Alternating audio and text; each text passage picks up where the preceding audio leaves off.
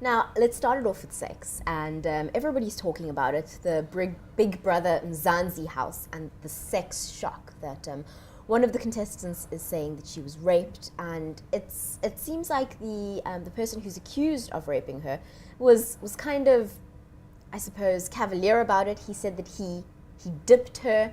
Velasi, what does that even mean? I mean, what are we talking about It here? sounds like a dance move. Right? Yeah, it's an absolutely horrendous story.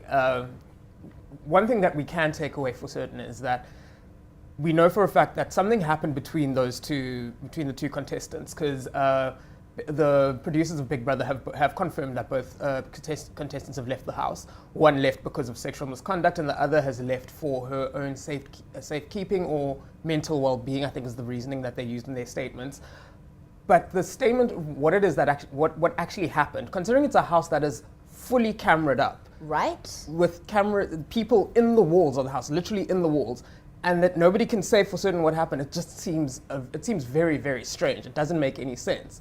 In fact, that the statement from the producers, I don't know who the producers are for certain, that they said the cameras followed them into the bedroom when they both went in there, and then once they were kissing and canoodling in bed, the cameras drifted away, which doesn't, as far as I understand with Big Brother, that's the kind of thing that they definitely want to capture on film. So the idea that that was not captured on film or nobody monitored what was happening just doesn't seem to add up to me. Yeah.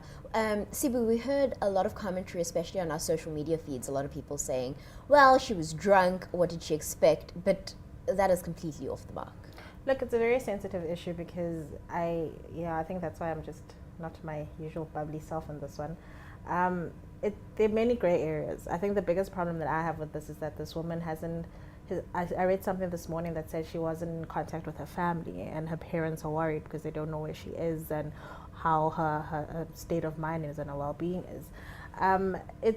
There's a lot of gray areas because if it's supposed to be a reality live capturing every moment, why wasn't someone there? And the thing is, because she was intoxicated now, her story is also a bit distorted. We can't say that she was, a willing participant or she wasn't. And also another thing that you have to consider is the other party's state of mind and the levels of his intoxication.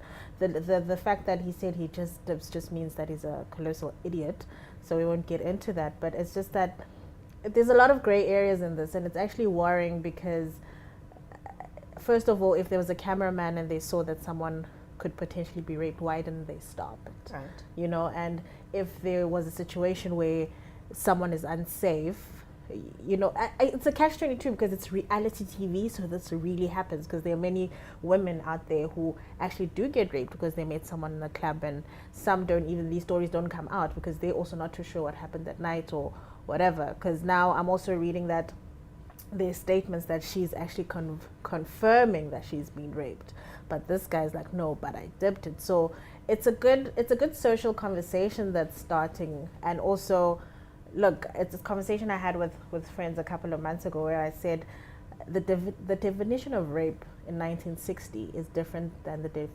definition of rape in 2000. Doesn't understand the definition of rape, that because if he did dip her and she was passed out, that's rape.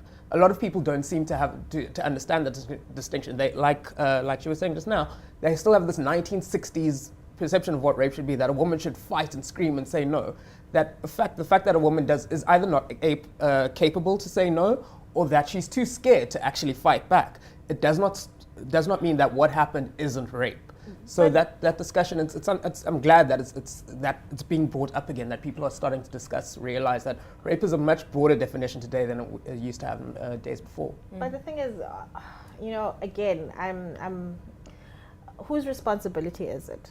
If you're a female and you have too much to drink, go sleep, because the thing is, especially if both parties are intoxicated, who's the responsible one? Should the man be responsible for, well, yeah, since given the topic of the show, for his erect penis, or should the girl clasp her, her thighs closed? Who's responsible here? And I think what is trying to be diverted is the importance that it's actually the production's house's responsibility. And it's also, we're going to be talking about the xenophobic attacks.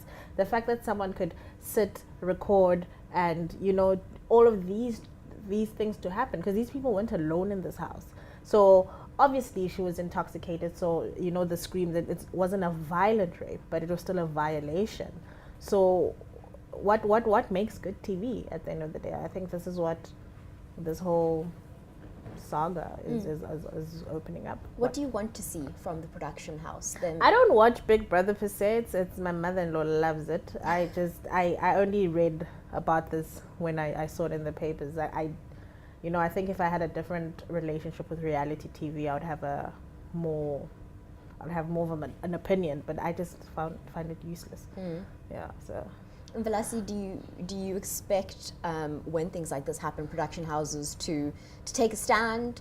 What should be the right answer here? Maybe I'm being pessimistic considering the line of work I'm in, but from what I'm judging, looking at the statements that they're putting out, it seems as though they're trying to protect themselves from any, not in terms of a legal sense, but protecting the Big Brother brand, because it's a big money spinner for them.